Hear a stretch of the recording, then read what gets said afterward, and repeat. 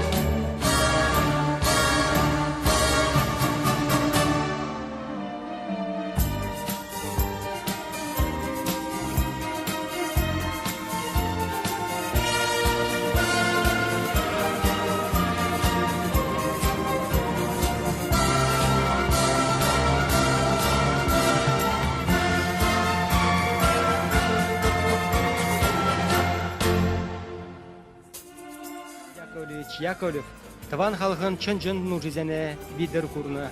Тебе ербе.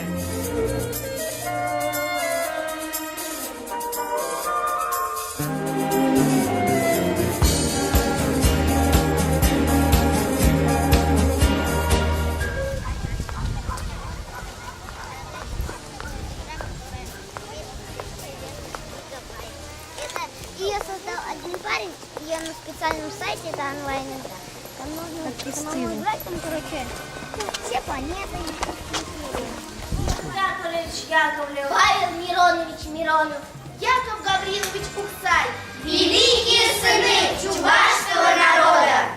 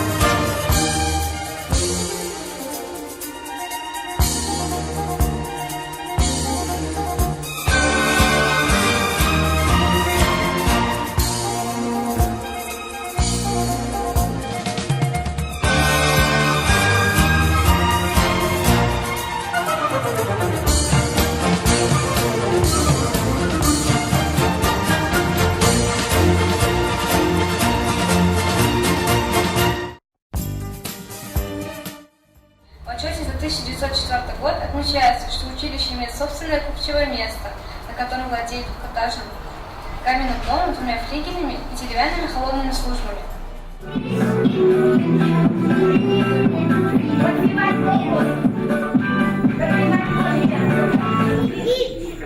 Изучать родной язык, рисовать и вышивать. Поздравляем с днем рождения, мы тебя, родная школа!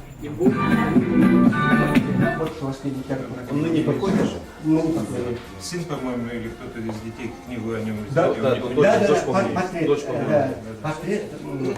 Юлаев, Зули ежем, зычем да перешти, зугранипе, кулун дашем да щуди, тремам евер, хуплать уже, удать солдат кечер, коллег уже.